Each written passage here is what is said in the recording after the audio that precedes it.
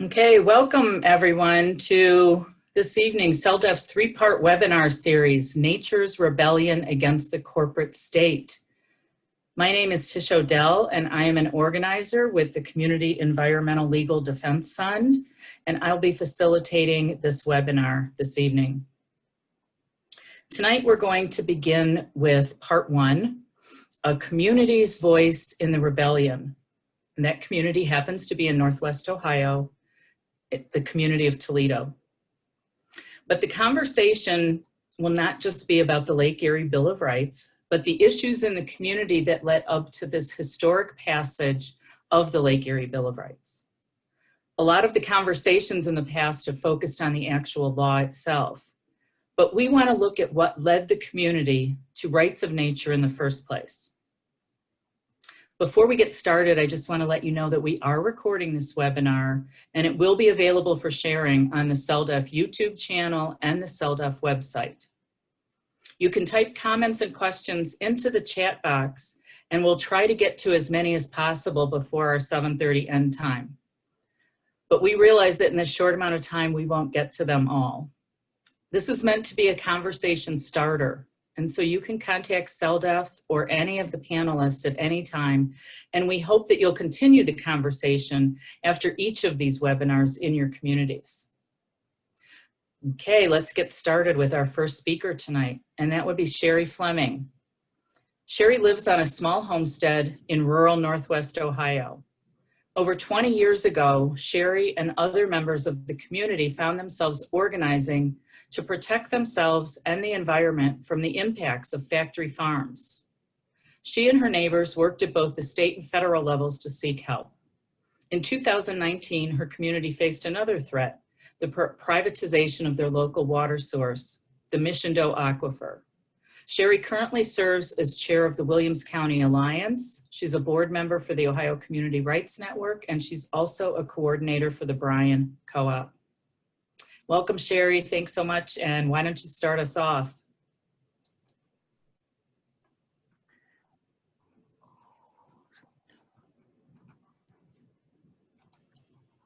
Well, welcome everyone. And before I get into things, I would like to give you a little bit of background on our area so you'll be a little familiar where we're located in the state. If you see on the screen, Williams County is right up in the far northwest corner of Ohio. We're about an hour west of Toledo. We're predominantly conventional agriculture, corn, wheat, soybeans. You'll see if you drive through the county. Our largest and only city is Bryan, with a population of about 9,000 people. And our county overall only has about 40,000 residents located there. What's really, I feel, unique about our county is our water supply. We set over the Mission Doe Aquifer. It happens to be our only source of water.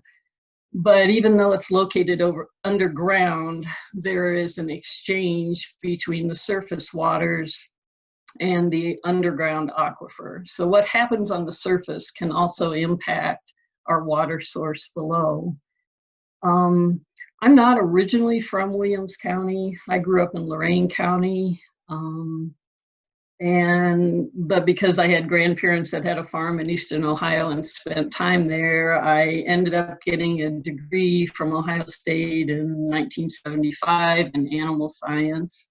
And I found myself working on hog farms for about 3 years after that. And then when I came to Williams County in 1980, I was working for the dairy industry for Ohio Ag Services, which did production, collected data on production output of dairy cattle. And at that time in 1980, there were a number of smaller dairy farms scattered across our county and the surrounding counties. And what you would find back then is that the farms typically had an adequate land base to apply the manure from the animals. And I did this for about 3 years, and then my husband and I decided to start a family, and so I left that job. And it wasn't until in the later 1980s that you saw where there was an oversupply of milk. And at that time, the government offered a program for farmers to sell out their dairy herds to reduce cow numbers and therefore the milk supply and to help increase the price. So we began to see some of the local farms fade away. But then in the 1990s, there was a term, it was called mega farms. People began to hear of these very large farms beginning to locate, especially in Northwest Ohio and Southeastern Michigan. And at that time, at least in our area, it seemed to be dairies. Probably about in the later 1990s, we had a dairy farm locate in the far northwest area of our county. And the community really was unaware that this was even going to happen. But from that became some concerns because there were some issues with the large amount of manure that was applied and large numbers of fly populations and the impacts upon the air quality. So a year or two later after that, the community became aware of a 3,000 head dairy that was proposing to locate just north of the city of Bryan. And because of the concerns from this other dairy, a group of citizens began to organize. And also the city of Bryan was really very concerned because the area that this dairy was going to be located would be in the vicinity of the recharge areas along the Beaver Creek, which was a recharge area for the aquifer. And out of that, the city had an environmental impact study done, and the Ohio EPA had oversight authority over farms of this size. And when that impact study was reviewed, they issued something like 11 pages of criteria that this facility would have to meet in order to locate there. And at that time, the owner decided not to locate. Interestingly, after that time, you began to see a push by Farm Bureau and other agribusiness interests for oversight authority to be moved from the Ohio EPA to the Ohio Department of Agriculture. And there were a lot of concerns that basically the saying was, we're letting the fox watch the hen house. But in 2002, that happened.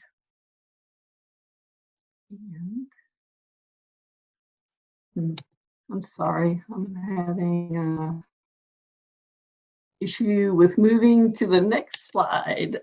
Let me see here. I'm going to try this screen share again. I apologize.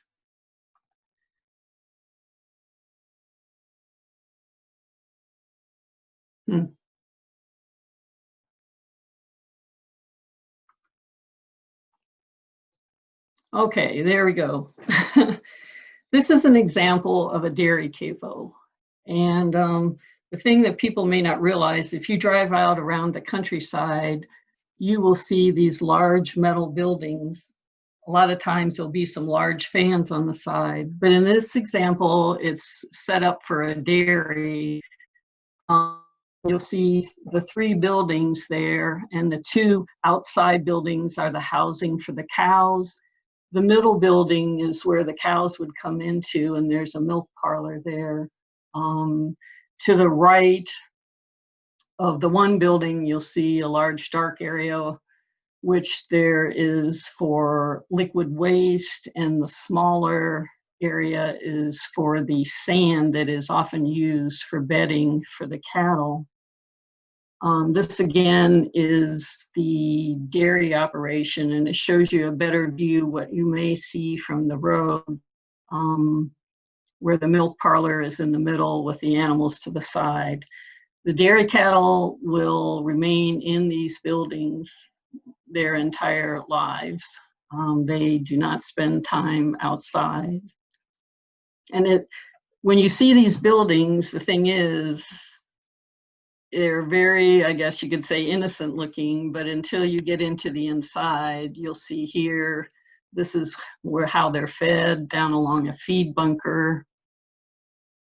Here you have a hog facility. This is a finishing facility for hogs where you will have pen after pen, where hogs are typically fed out from 45 pounds up to about 220 pounds. This is a laying hen facility. These are battery cages. There will be multiple hens in those cages, and typically they will have the area of about the size of a sheet of paper for each hen. And I guess the thing that I noticed, I mean, I moved here in 1980, and as you began to see the CAFOs, confined animal feeding operations, multiply, we used to have a number of facilities, different industries that supported the smaller farms. We had in the neighborhood of about 4 large animal vets. You had just different industries supporting them, where when you see these larger operations come in, it creates this vertical integration of control. And the farmer himself even falls within that vertical integration. But the sad thing is that the concerns of the community are often taken as that they are anti-agriculture, and so you begin to see a split within the community where they're pitted against each other, when really we should be fighting this together on the same side. This picture up on the screen right now is one of the newest hog facilities that has come into our county. As you can see, this is a shot from the road, and it would have sows and produce piglets, which would then go to another stage of operation, which would be from weaned pigs up to a weight where they would go into a finishing facility and then on to the processing facility. And what we've seen now in our area, where at one time the dairy industry seemed to be the predominant industry, where you saw in the CAFO mode, that now, because there is a processing plant has been built up in Coldwater, Michigan, that would process 10,000 head of hogs a day during one shift. And so you're beginning to see the multiplication of hog operations appear in our area and other neighboring counties. This graph. Sherry, 4 minutes remaining. Okay, thanks, Tish. This graph here kind of shows where, if you look over on the left, the farrow to finish is typically what you might have seen on the older style farms, where the farmer would farrow the pigs and take them all the way to the slaughtering plant, where you're beginning to see vertical integration, and you have these large corporations will break it down into various steps as it is on the right and control each of those steps. And in order for the farmer, if he wants to raise hogs, must fit into this area of the vertical integration. This is just an overview, and this is an older map because the Ohio Department of Agriculture used to have quite a bit of information on their website pertaining to the number of permitted facilities in each county, which they have since removed. This shows you like the density levels within different areas, especially in Northwest Ohio here. And I think this graph right here says a lot, because if you see here where this is dissolved reactive phosphorus, which is something that has been a big concern about getting into the water from the application of manure, that you can see that it decreased down into about the mid 1995s and then began to raise. And this graph only goes up to 2010. But it makes you wonder, because people had so many concerns when these big farms started moving into the area of how it might impact their water supply. And in many ways, those concerns are coming to fruition in what we're seeing here in Lake Erie. The sad part is that as much as people in the community have tried to participate in the process of protecting their health and their surrounding environment, the regulatory system that we see ourselves placed into doesn't allow them to have any authority within that process, other than finding errors in a permit that is turned in by the concentrated animal feeding operation if they intend to try and locate within the community. So I know this seemed like an awful lot to jam in here, but it really has, it's affected the community a lot. And it's not only through the environment and health issues, it has caused such a division within the community, because it's just pitted the farming community against people that have legitimate concerns that need to be addressed. And I really appreciate everybody tuning in, and I hope I can answer any questions that you may have. Okay. Thanks, Sherry. Hey, Sherry, can you put your camera on just because and say hi, because people couldn't see you and some people in chat Right. see you. Let me. There you go. Okay. Say something, Sherry. There you go. There's Sherry. Yeah, I'll tell you what, this is the first time I've done this, and I had way too much information. So I was scrambling. No, thank you. It was still eye-opening and for giving everyone a rural community's perspective on the water quality issues and the impacts they pose for both, you know, the people and the environment in your community. So no, that was good. That was your timer. So in order for everyone to get a better understanding of the community in Northwest Ohio, we're going to move to our next speakers. But feel free in the Q&A, we're going to let all the speakers talk, and if you have, so type your questions into chat as they're presenting so that you maybe don't forget them, and we will try to also answer those in chat. Next up, we have a dynamic mother-daughter duo. It's Alicia and Alexis Smith from Freshwater Future in Toledo. Alicia manages the Great Lakes Network and guides Freshwater Future's engagement in state and federal policy. She's also the founder of a Toledo, Ohio community organization, Junction Coalition, and that was started as an opportunity to help the community help themselves through partnering with others to address social, economic, and environmental issues and improve the community's quality of life. And Alexis started as a part-time intern for Freshwater Future in June of 2019. She helped launch and test Freshwater Future's stormwater tracking app and is assisted with organizing and managing databases, as well as engaging Toledo community youth in water education and activities. Alicia and Alexis, welcome and thank you. And I'm turning the screen over to you guys. Thank you, Tish. It's a pleasure to be with everyone. Alexis is going to start us off with just a clear walk through what we have a right and a duty to. So we are looking forward to Alexis Smith.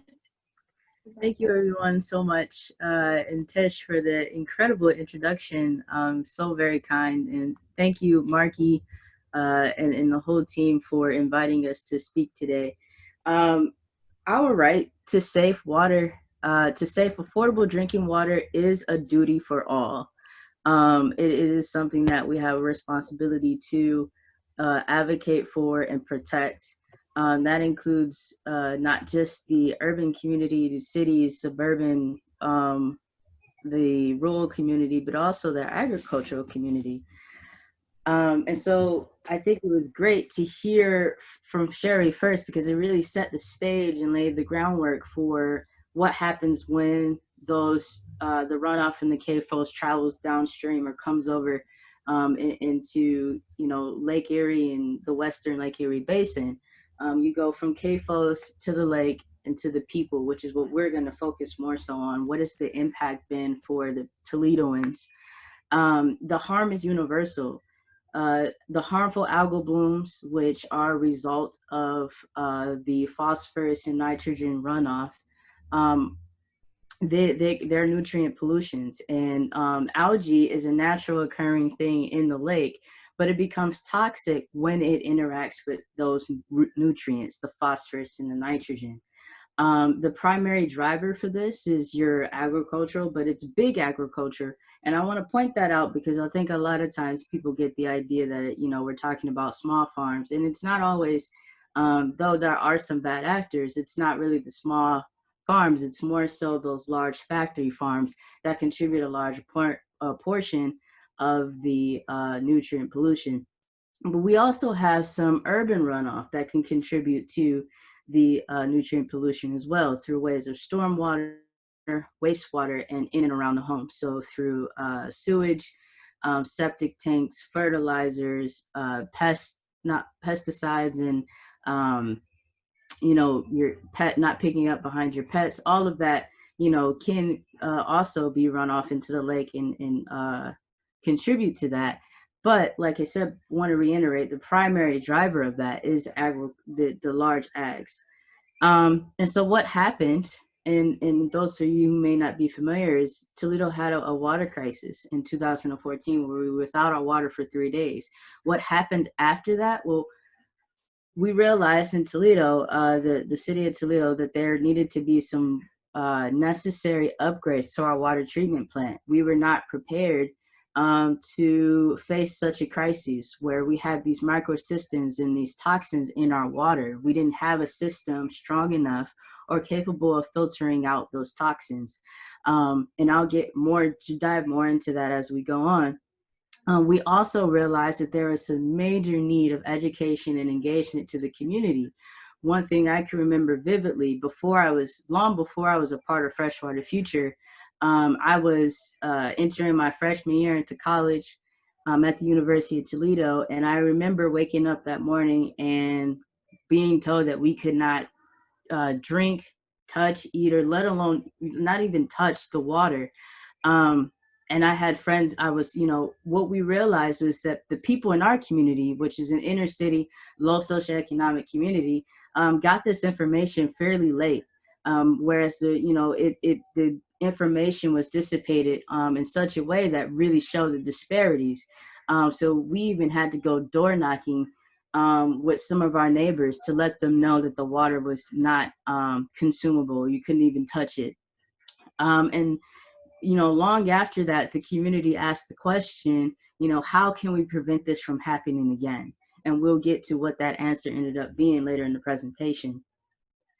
So what are some of the impacts of these harmful algal blooms? Well, for the public health side of it, you have microcystin, which is this toxin, which we spoke with a shipboat captain who said microcystin itself is right below Agent Orange in terms of toxicity. And it has been linked to brain degeneration, diseases like Alzheimer's, Lou Gehrig's disease, Parkinson's. Harmful algal blooms in themselves have been known to lead to abdominal pain and liver and pancreatic failure if consumed, and can even cause rashes if in contact with the skin. Now, we haven't had any reports of deaths or anything like that, humans, but pets, when they consume this toxic water, will die. And we actually had some cases where there was pets that died in the city of Toledo when this happened. And the other really alarming part about this is we still don't understand the full scope of how this is impacting people after, even years later, after they've, maybe accidentally ingested this, whether that algae gets on the rocks or on the shorelines and are dried up and in the air. What impact is that having on people who might breathe that in? We don't know. It's still something that is being researched. And it leaves not only pets vulnerable, but pregnant women who are nursing, elderly, and people with chronic illnesses, babies, very vulnerable to this toxin. These were some of the community members that we went around and we talked to them and interviewed them on what their impact was of that 2014 Toledo water crisis. Unfortunately, we couldn't get the videos to play, but we are definitely opening to sharing those videos with you because it's important. Each of these individuals are in different walks of life, but they all were here during that 2014 crisis and had some very life-changing realizations in the middle of it. So what is the cost of HABs? When you attach a dollar sign to it, we talk about the upgrades to the Toledo water treatment plant. Well, that's costing around $500 million in upgrades, including installing an ozone treatment system that eliminates the harmful toxins and is really the only system that effectively does it. How did the city pay for this? Well, they had to, go to the state and ask for state revolving funds, these SRF loans, to cover the cost of these upgrades. Now, there were other upgrades that were necessary, that the treatment plant needed, but the biggest, cost on there was this ozone treatment system. Who's paying back this SRF? Well, the ratepayers are. The urban customers and the suburban customers. The urban customers are paying for it at a retail price, so it's more expensive, and the suburban customers are paying for it at a wholesale or discounted price. But we're paying back this SRF with a 67% hike in water rates over 5 years. So water rates, water is going to be is no longer going to become affordable. Thus, it's not really going to be accessible or secure. People are going to be susceptible to making a choice of whether or not they have to rob Peter to pay Paul just to pay their water bills, and no one should be able to be put in that situation. So we talk about what the community's response was when we learned about these contributors to the runoff.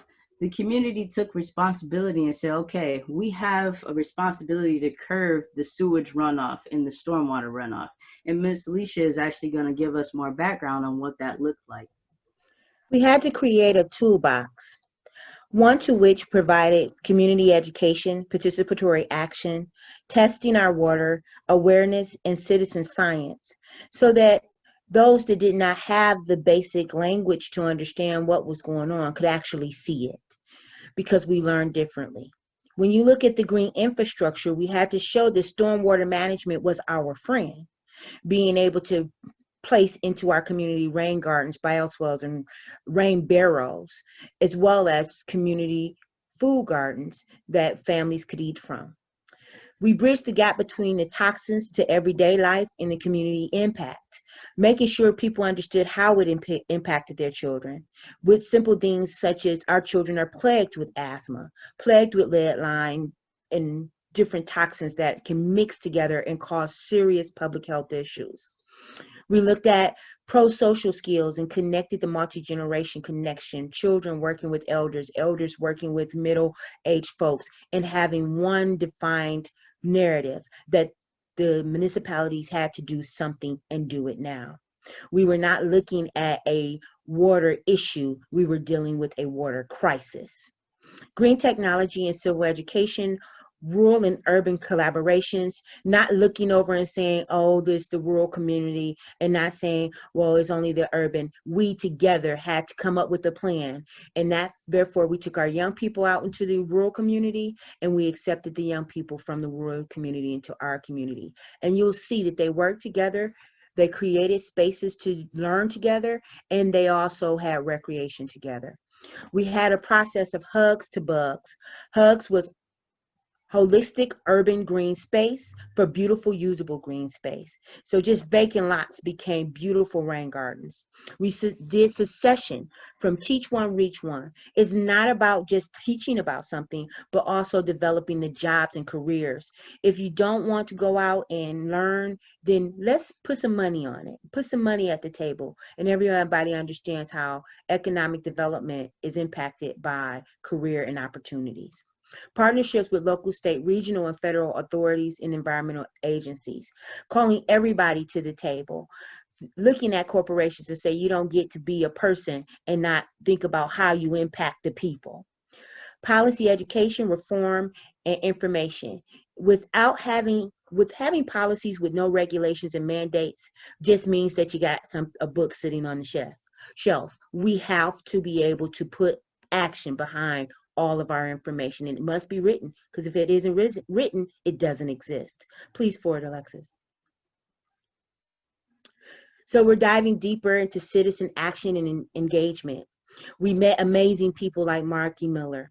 We said, you know what, we're not just going to sit, but we're going to get behind any and all efforts to protect the lives of our community.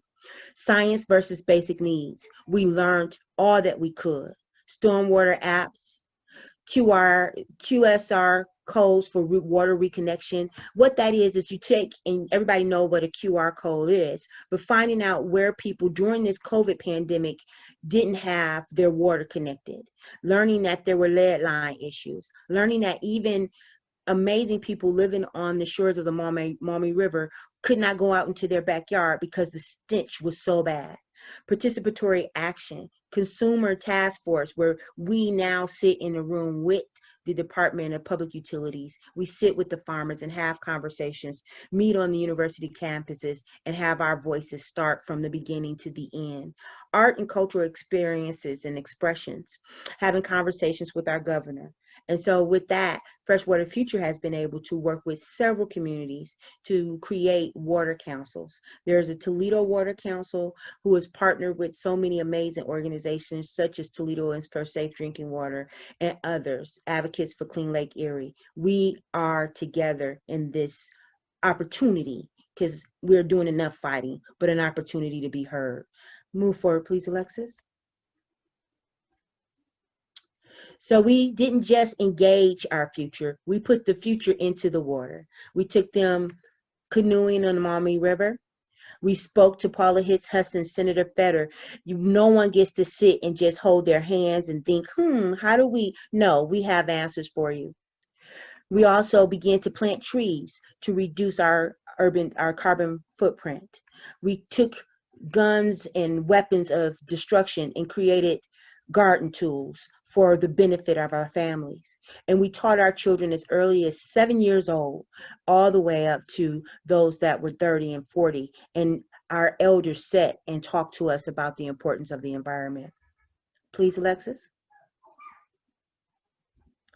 This is not just a local issue, this is a global issue. We have family from all over Africa come and visit our community, look and see our rain gardens, talk to our children, help us to plant.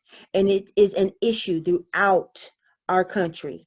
Water is the most precious resource we have. How do we protect it? In other countries, how can we learn from them and them learn from us? In little old Toledo, but we can do this together. Forward, Alexis. So we took to the street. We caused for our young people to do the art that was necessary to express themselves. The rose that grew from concrete needed only fresh water to grow. And at the end of this PowerPoint, we would love to share that. Alexis, please. The toxins are a national disaster. They are a crisis for our nation. In Toledo, in Detroit, the Gulf of Mexico, red tides, San Francisco, all over, we are suffering. It is when will enough be enough? We are not safe. Policies must change. Policies must become stronger. Clean water is affordable water. Toxic water is an economic, social, and environmental problem. It is a local to global concern, and we must act now through science and civic engagement. Please, Alexis. For those of you that are in need of contact, I'm sure you know that anything we can do, we do together. And Marky and Tish are amazing. And Sherry, just listening to you was breathtaking. Alexis, if we have time, I would love to share the video. Sure. Can I get a time check from Tish? Are we good? It's only 2 minutes long. Yeah, that's fine. Why don't you go ahead and show that? Okay.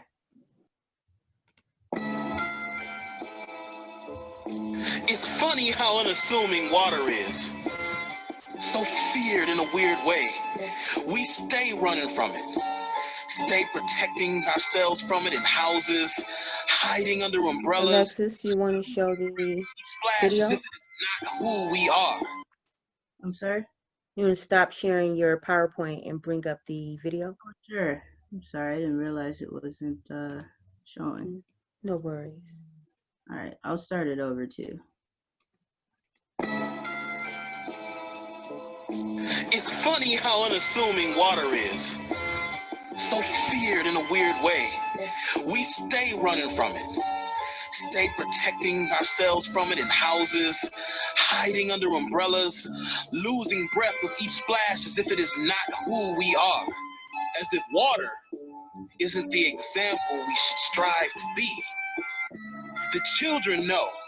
Before fear of water, we rain danced our woes away in puddles.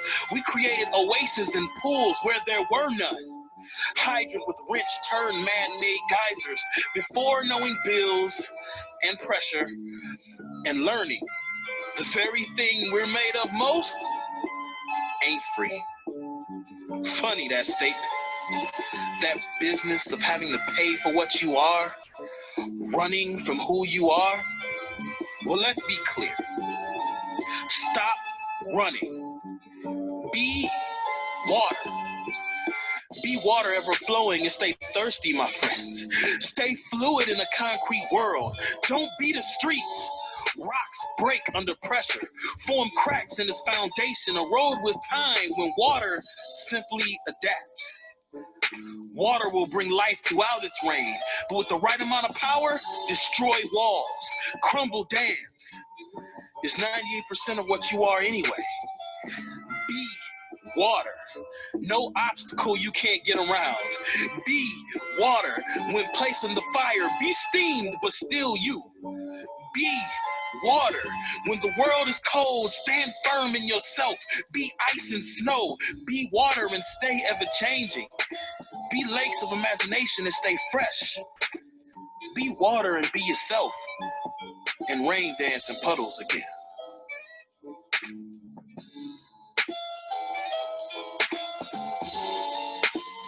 Wonderful. Thank you, Alexis. This was inspired by a number of young people ages from 7 to 18. Hunter Prey is a community artist. Chris Rodriguez is another community artist. We took the water, created the life, and put it into expression. Thank you for having us. Thank you, Alicia and Alexis. That was really a great presentation, and I'm glad you did get to show the film and seeing the issue through an urban lens on how water quality issues impact your community. I'm sure so many other urban communities, like you mentioned, face similar issues across the whole United States. So we're going to move on now to our third speaker. Last but not least, we have Marky Miller with us. After the 2014 water crisis and experiencing a lot of frustration with how the government and agencies were handling the algae problem, Marky quickly became a lead organizer and spokesperson for Toledoans for Safe Water, a grassroots citizen group in Toledo. She played a crucial role in drafting, petitioning, and eventually passing the Lake Erie Bill of Rights, a local law recognizing the legal right of Lake Erie to exist, flourish, and thrive. Besides her work with Toledoans for Safe Water, Marky is on staff with CELDF and is a volunteer board member of both the Ohio Community Rights Network and the National Community Rights Network. Marky, take it away. Thanks, Tish. Let's see. All right. Well, thank you so much. I'm really honored to share this space with such passionate people and leaders in my community. So thank you to Sherry and Alicia and Alexis. It's wonderful to share this time, and I'm really grateful for everyone who could join us on the call tonight. So I'm a volunteer organizer with the Lake Erie Bill of Rights with the group Toledoans for Safe Water.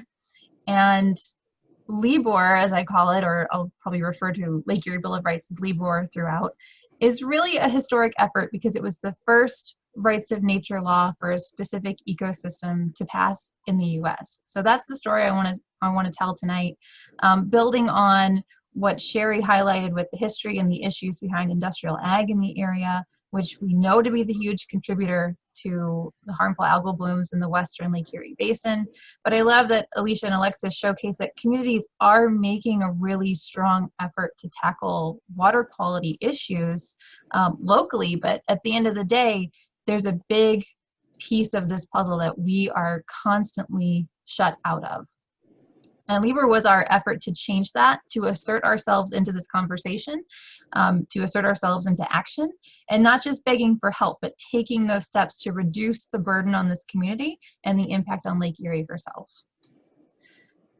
Alexis already went over what happened with the water crisis. These are not images from that day. These are images that I have taken since the water crisis. So various times in the summer. And this is annually what our water looks like. So I won't go into too much detail because I know Alexis covered it already, but too often this is what we encounter. So when we want to enjoy the shorelines that we're so close to, knowing that Toledo has such access to this large amount of fresh water, and this is how we take care of it, it's very upsetting. And to walk around and not know if you're looking at a picture of grass or water can be really disturbing. It's bright green, it's thick, it's slimy, and what I see from these pictures is that things aren't getting better. These are images from the actual water crisis itself. And there's a lot of parallels between what we experienced in 2014 locally to what we're experiencing now globally with the pandemic. Empty shelves, panic buying, that uncertainty and that fear about our public health, businesses and restaurants having to close down. But it's that shared experience locally that sparked the effort here in Toledo around LEBOR. And something I want to really highlight was the fact that information was just as scarce as water. That was mentioned in the last presentation. The alert went out at like 2 in the morning, and a lot of people either didn't see it or did not have access to getting the notifications that they needed. So definitely this experience showed us where we were vulnerable. But you know, I'm equally curious to see what changes will be born from the shared experience of now going through COVID, and hopefully we can see some major systems change happening as well. LEBOR was really a cry for change, right? 5 decades of environmental regulations haven't been enough to save us or protect the natural world. And after the water crisis, the community certainly said, we're not going to endure this again. But the voice from higher levels said, don't worry, next time we'll be prepared. We didn't want to endure a next time. And that attitude to me was so unacceptable that we wanted to encourage our community to step up and demand just a little bit more. I was also very concerned that the focus was not on protecting Lake Erie itself. It was not seeing Lake Erie as a life-sustaining system, but rather protecting the services that Lake Erie provided to us. And Toledoans for Safe Water wanted to take things back to the source of the problem and deal with them there, rather than perpetually impose the cost of cleanup and the expensive water treatments and all of that to protect an ever-dying Lake Erie onto the city and onto the community. Every attempt that was made, whether in dealing with local representatives or the EPA or state officials, just resulted in no action. We actually had an advocacy group in Toledo had to sue the US EPA in order to force the Ohio EPA to uphold the Clean Water Act, declare Lake Erie impaired, and implement what are called TMDLs, or total maximum daily loads for nutrient control. seeing that refusal to use the legal infrastructure that we have in place doesn't inspire much confidence in me that those same agencies and powers are going to act responsibly moving forward. So we were told that our efforts to enforce that were too emotional. We weren't thinking logically about the issue, and tired of working in that system and feeling as though we weren't going anywhere, we decided to join the Global Rights of Nature movement. We sat down with CELDEF, the Community Environmental Legal Defense Fund. We drafted the language for LEBOR together. We were seeking to amend our city charters. It's essentially like our local constitution to include rights of nature protections for Lake Erie. And rights of nature, it's a new concept to many of us, but it's rooted in Indigenous knowledge. It's actually been around for a long time, but it's certainly catching a lot of popularity right now. It confronts many of the key legal barriers that are preventing us from advancing within the system previously. For example, under our current system of law, nature is considered property. If you own it, even a piece of it, you have some ability to destroy it and harm it. And rights of nature elevates natural systems to be living entities with the inalienable right to exist, flourish, and thrive. It promotes stewardship rather than ownership, and it recognizes that we are part of nature, not above it. Our charter amendment recognized a long ignored right of Lake Erie to exist, thrive, and flourish. And I like to make that clear that we weren't giving rights to Lake Erie. We were trying to recognize rights that we hadn't been honoring for far too long. It also gives legal standing to Lake Erie, allowing Toledoans to act as trustees of the lake. Right now, we have to wait for the harm to happen before we can intervene, and often it's too late. LEBOR would allow us to object to harms that would violate even potentially the rights of Lake Erie in advance, so we wouldn't have to wait for the crisis to come to us before we could take action. So we organized to collect 10,500 signatures, all by hand, all by volunteers, to put LEBOR on the ballot. And despite having enough signatures, we were denied access to the November 2018 election. I'm not going to go through every bullet point in detail, but what I want to show with this is that we didn't take no for an answer. We hit pretty much every obstacle you could think of, and just clawed our way to persevere and get through this and earn our right to an election. We did end up having to go to the Ohio Supreme Court when the Board of Elections locally said that we were not going to be admitted to the ballot. And we lost our first Supreme Court case, but weeks later, that the court actually ruled that a Board of Elections could not keep a citizen's initiative off a ballot for a chartered city.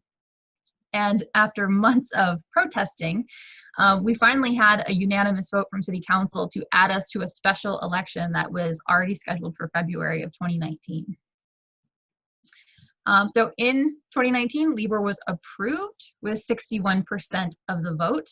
And what's really phenomenal here is that when you're told repeatedly by local officials and regulatory agencies and higher levels of government and every court you can think of, no, that they say you're not allowed to do that, it's unconstitutional, you have no authority, that's not how we do things, and you put that question to the community and the community comes back and says, yes, that was just a really profound thing to witness.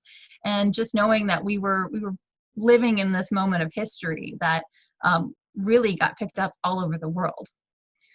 But what I think happened there is that the people of Toledo were the ones who had already experienced living in a waterless world. So for them to say yes was a really clear and easy thing to do. Honestly, at some point, you have to stop looking at how things are now and allowing that structure to dictate your actions. You have to sort of question where you want things to be, where you want to take things, what's the change that's needed, and just throw yourself into that role and try to advance that movement, because laws only change when our culture does, and our culture doesn't move until we do. Our celebrations were somewhat short-lived when hours after the vote, a corporate entity, Dravis Farms Partnership, filed a lawsuit against the city of Toledo, claiming its corporate civil rights were being violated and trampled by us enacting LIBOR locally. And of course, they weren't in this fight alone. The state of Ohio sided with the corporation as a plaintiff in the case. And meanwhile, Toledoans for Safe Water and the Lake Erie ecosystem were denied access and representation in that case. 1 year later, 1 year and 1 day later from the special election, a federal judge ruled to overturn the Lake Erie Bill of Rights. When his verdict found that our local law had actually caused harm to the state of Ohio on paper. That was his quote. And while obviously that's a crushing blow to the effort and to all the work that was put in over several years, it was also really validating to know that we posed a threat. Our effort had teeth, and that was evident by this verdict, and it was evident by the powerful opposition we had to the Lake Erie Bill of Rights. In our first court case with the Ohio Supreme Court, we had 13 lobbyists and corporate groups file amicus briefs against us in support of the Board of Elections keeping us off the ballot. And 2 weeks before our campaign, we had a really expensive smear campaign run against us, calling us meddlers and manipulators and extremists. And that turned out to be funded solely by BP, or British Petroleum, out of Houston, Texas. And they spent $300,000 in an attempt to keep us off the ballot, or I should say to keep people from voting in favor of the Lake Erie Bill of Rights. Before I go into that, I want to go back real quick and just say what the judge's verdict lacks here, though, and I think it's important to note, is a recognition of the harm caused to Lake Erie, a recognition of the harm to the community, to the loss of our rights. Those harms don't have any presence in the eyes of the law. Those harms weren't given a voice, and they weren't considered in the final verdict of this. So before I wrap up, now that I've sort of quickly run through the story of LIBOR and putting it on there, I really want to focus on the necessity of why we have to have initiatives like this, why rights of nature is seen as something so confrontational, and why that's really a good thing. This is a graphic from CELDF called the Box of Allowable Activism. It's why efforts like LIBOR continue to happen, because we have to directly challenge these concepts that keep us in a fixed system. Too often we hear people say things are broken, we need to fix them, but we like to flip that and say, no, things are fixed and we need to break it. They're working just fine for the people in power, just fine for the people who created this function. We started LIBOR because we knew no one was coming to save us. Our own regulatory agencies had enabled a lot of these harms through the permits and the regulations, a lot of the things that Sherry went over. And we keep trusting our agencies to uphold laws like the Clean Water Act and trusting agencies to protect the environment, but continuously they protect those who pollute it instead. So we have this regulatory fallacy that maybe those agencies aren't really protecting us or nature or keeping us in their best interest. And I mentioned earlier, nature as property under our current system. In the case of Dravis Farms versus the city of Toledo, the state of Ohio said outright that they had ownership of Lake Erie. That there was a gasp in the courtroom when they said that, because clearly, if they are going to sit there and claim ownership of it, then they've definitely been neglecting it, because you can see time and time again, they're not there to say that nature has rights. They're actually upholding corporate rights. And that's another side of this box here. And we have to keep in mind that Toledo wasn't sued by a farmer, it was sued by a corporate entity, right? BP out of Houston, Texas was the one running the expensive $300,000 opposition against LIBOR before the case. And then we have the final side of state preemption. In the summer of 2019, the Chamber of Commerce wrote an anti-rights of nature provision and added it to the budget bill after the submission deadline. Basically, we have emails that they said, here's the language. We know the deadline's passed. We'd appreciate it if you would just add this to the bill. And they did, and now it's approved. And so we have preemption laws that strip us of our rights, that directly challenge the laws that we're trying to propose. Other examples of that could be if your state has a ban on your community banning single-use plastics, or setting a minimum wage that is higher than the state's minimum wage. So all of these issues sort of box us in, and they dictate what actions that we take and what directions we take. So what I love about Rights of Nature is that rather than walking this path that we've been given, that for the last 5 decades has been walked by environmentalists and activists and advocates, we get to forge a new path, and we get to break through these walls and challenge these walls. And even if we don't win, it's a great way to expose this system and get people to see what's really going on.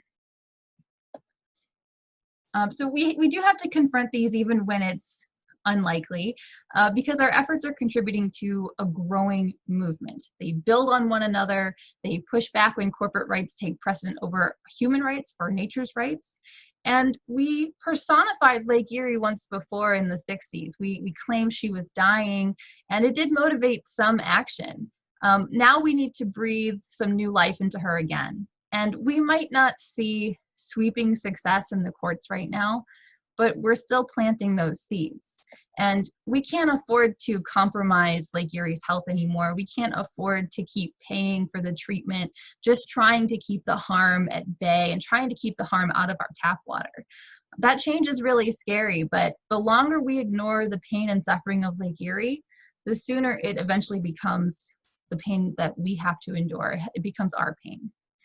So I'll hand it back over to Tish, and I'll post my contact info into chat. Thank you. Thanks, Marky, and to all the volunteers in Toledo and Northwest Ohio who took on this challenge of proposing and passing the Rights of Nature law for Lake Erie. I think it's becoming more and more obvious from all 3 presenters' presentations that humans need to change their relationship with nature and realize that we're not separate from nature, but that we're part of it, and that we humans cannot expect to be healthy in an unhealthy environment. I think it's amazing, you know, that you guys have all presented in your own communities. You were all able to activate people to work together to put pressure on, whether it's electeds or proposing your own law, the system. And like Marky mentioned, it's great that when you get pushback, that may seem counterintuitive, like that's a bad thing, but that's actually a good thing, because like she said, you are putting pressure on them, that they're feeling the heat. I think, unfortunately, we're out of time for many questions, but if you did type things in chat, we will still try to get back to you with answers. And you know, I want to thank all the participants this evening, and we are putting up, and we will put up with the video, all their contact information, so you can contact them individually. We would like you to sign up for part 2 of this series, which will be next Wednesday, September 9th at 6:30. And tonight we looked at a community's voice in this rebellion, Lake Erie specifically. And next week, we're going to take a closer look at the many threats that harm Lake Erie. So in Northwest Ohio, it's agriculture, industrial agriculture, but there's many other threats. And so we want to look at Lake Erie as a whole ecosystem. We're going to have 3 legal professionals representing the voice of Lake Erie, sharing their knowledge on harmful impacts of fracking brine, renewable energy projects, and how both pollution and the system create ecological as well as social justice issues for communities. So we will put that out. You will see that new, there's a link to sign up for that second webinar, and we hope you enjoyed this one, and you'll share it and post it with your community members. Thanks, everybody.